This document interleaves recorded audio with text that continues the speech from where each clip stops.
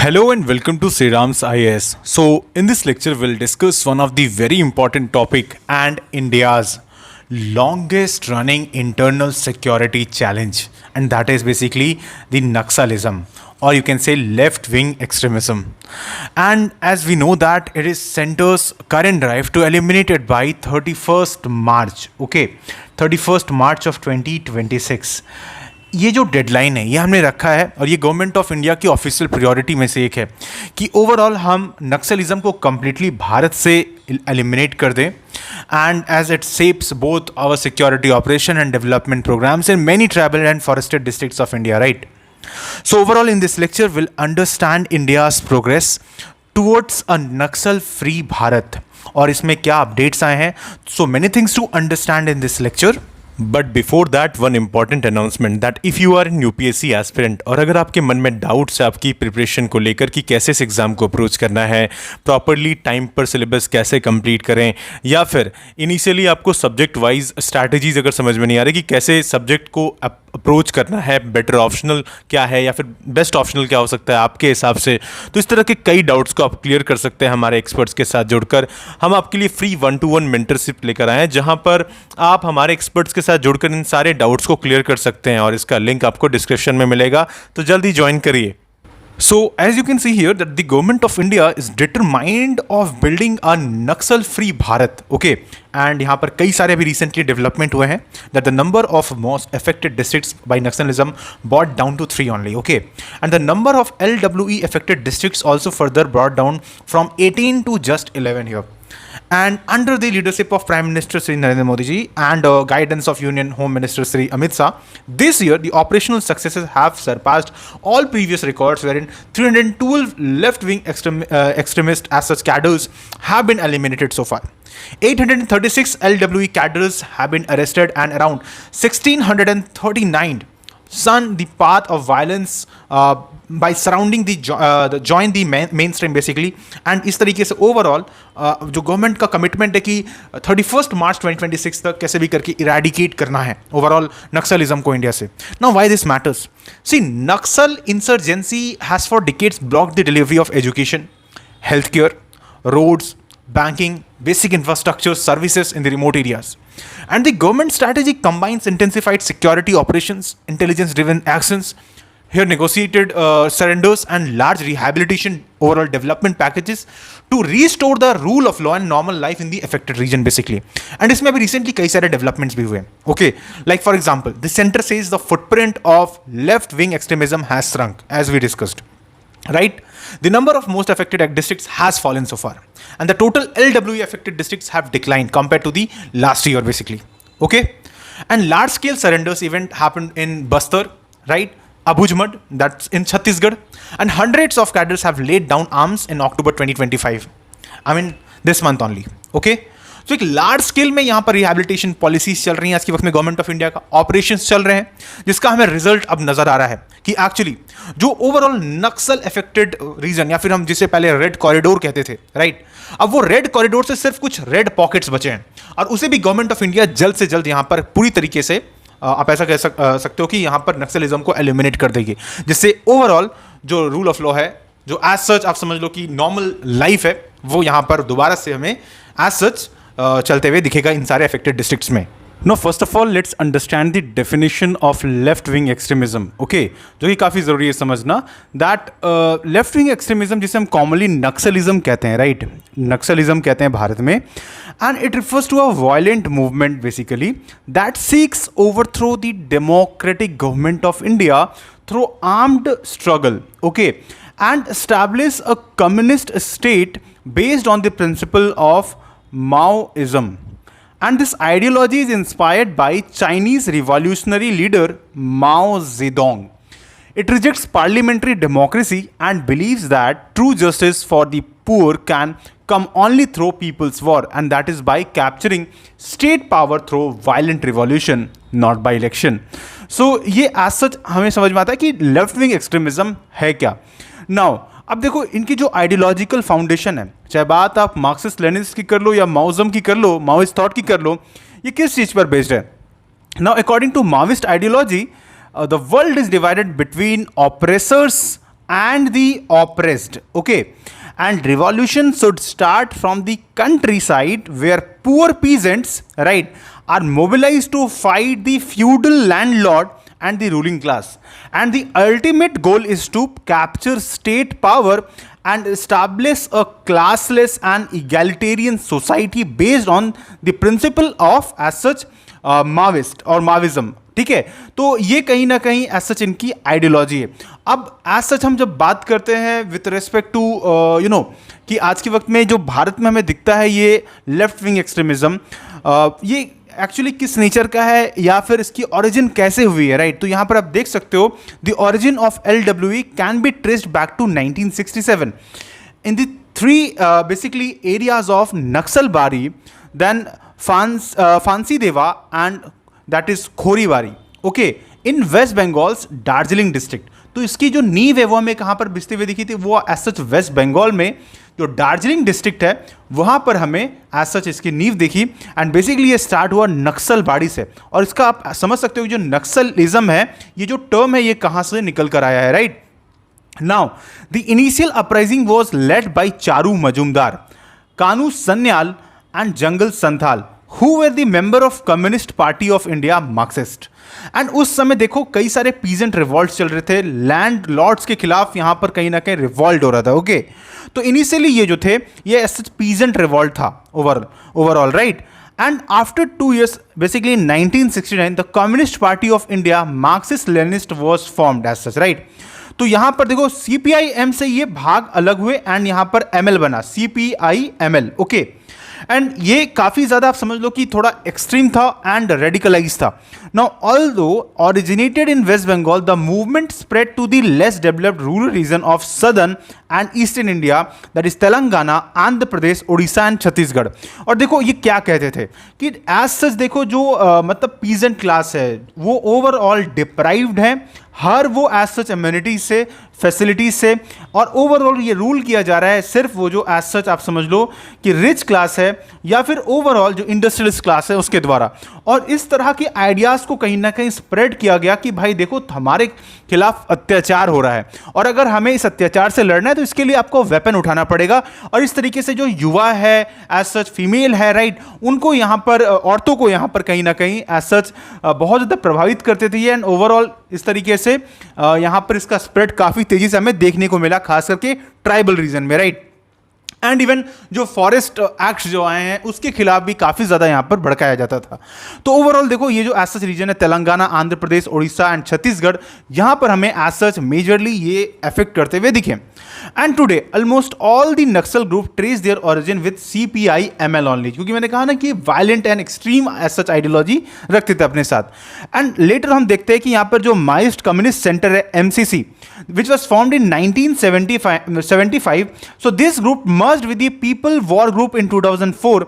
ये दोनों ही group MCC और एज सच यहाँ पर जो पीपल्स वॉर ग्रुप है ये दोनों मर्ज करते हैं 2004 में और ये एज सच बनाते हैं CPI माविस्ट. ओके, CPI माविस्ट, और जो आज के वक्त में आपको प्रेजेंट दिखता है तो ओवरऑल जो माविस्ट मूवमेंट चल रहा है वो इसी ग्रुप के द्वारा दोस्तों चल रहा है. तो ये एज सच हमने ब्रीफ में थोड़ा ओरिजिन समझ लिया है.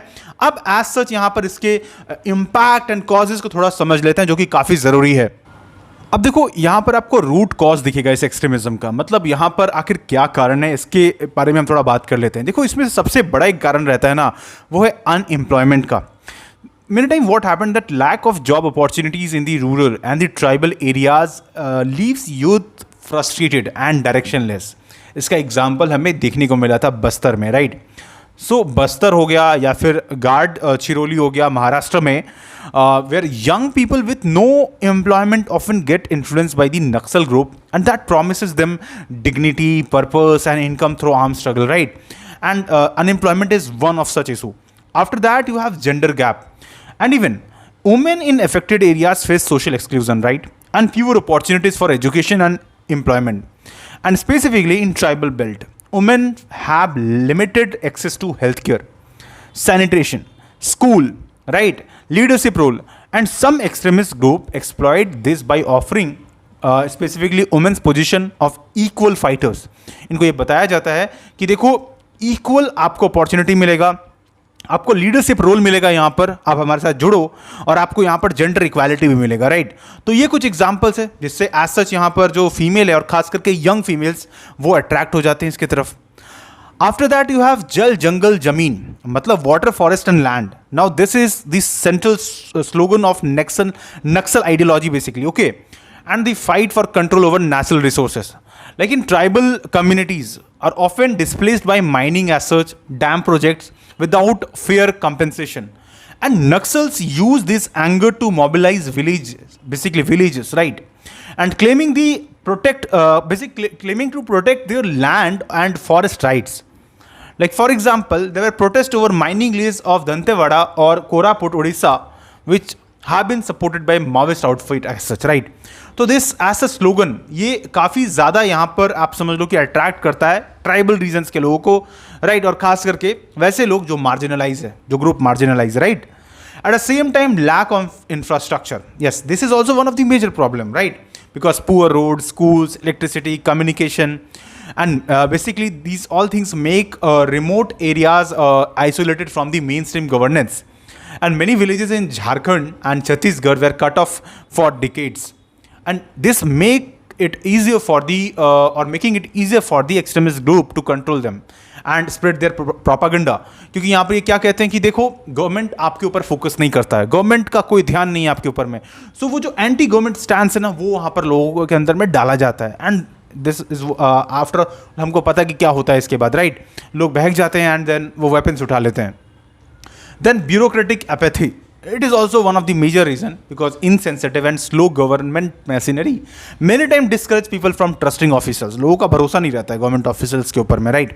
And when villagers complains about their land rights or ration cards, many time they were ignored, and overall they begin to see the government as corrupt and distant, and this create a space, the space for extremist influence, right।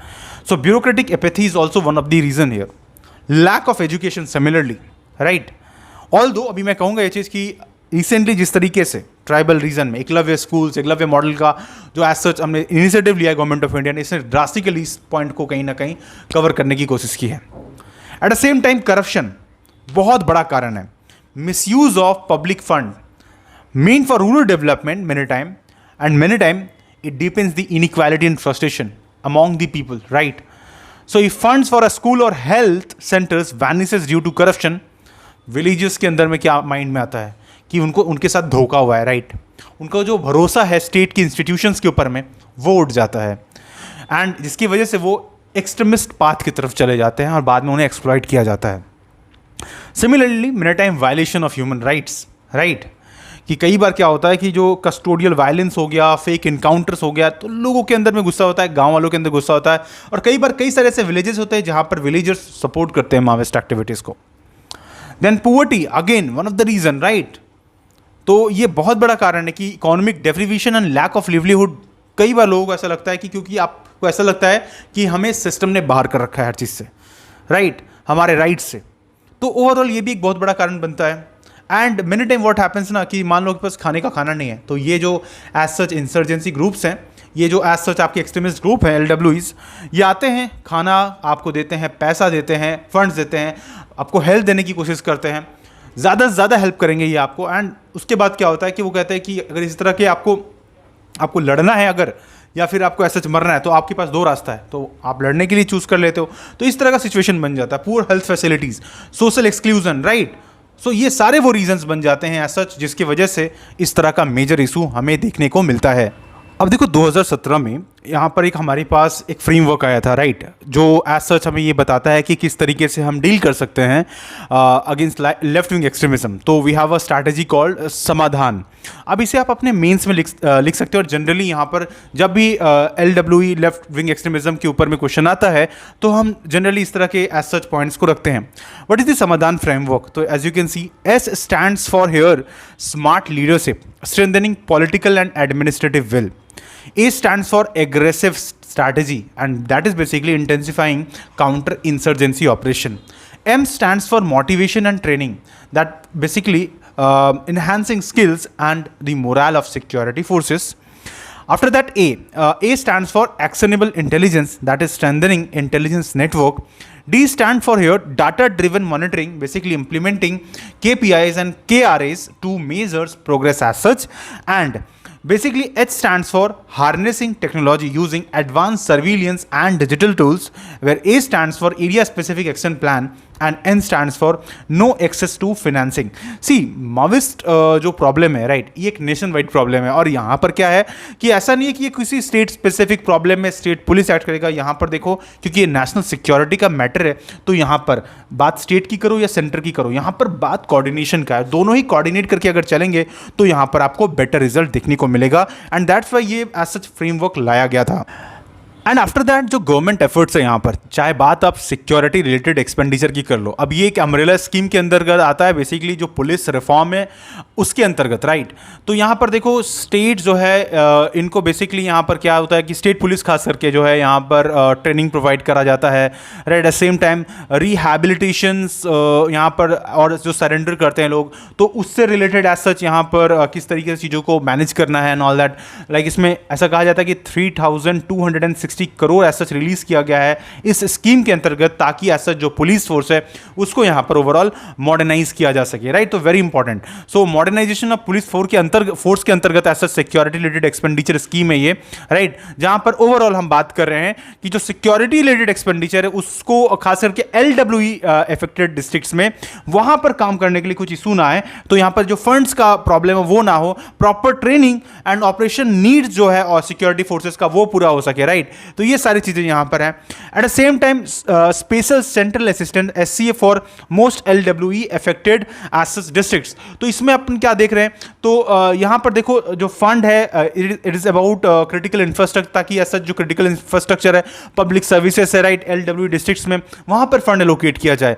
Again यहां पर around 350 crore के आसपास का यहां पर पैसा अभी तक रिलीज किया जा चुका है right. At the same time special infrastructure scheme SIS है आपके पास right. And basically about 45 police station. कई बार क्या हो जाता है ना कि पुलिस स्टेशन पर भी अटैक्स होते हैं, तो इस वजह से यहाँ पर पुलिस स्टेशन को ओवरऑल बेटर करने के लिए, ट्रांसफॉर्म करने के लिए राइट, एंड स्टेट इंटेलिजेंस को बेटर करने के लिए ये स्कीम लाया गया था. एंड यहाँ पर भी अराउंड 1741 करोड़ सैंक्शन किए गए थे. After that you have civic action programme cap. ठीक है, तो यहाँ पर क्या है कि basically we try to build trust between the security forces and the locals, because यहाँ पर लोकल्स का रोल जो है ना वो बहुत बड़ा है. और फिर इसी तरीके से आपको एक नाम पता होगा, that is Salwa Judum right. Salwa Judum okay. So it was basically a state sponsored militia in Chhattisgarh basically. अब जहाँ पर हम लोकल्स को इन्वॉल्व करते हैं एंड एज सच जो नक्सल है, नक्सलवाद जो है सच उसको काउंटर करते हैं राइट. तो ओवरऑल यहाँ पर LWE को काउंटर करने के लिए हमने लोकल का इस तरीके से मतलब हेल्प लिया है एंड एग्जांपल्स है राइट, जहाँ पर कोलैबोरेशन पुलिस के साथ मिलकर एज सच ट्रेनिंग फैसिलिटीज़ वगैरह प्रोवाइड करके यहाँ पर हम काउंटर करने की कोशिश करते हैं इस तरह के जो एक्सट्रीमिज्म है उसको ओवरऑल राइट.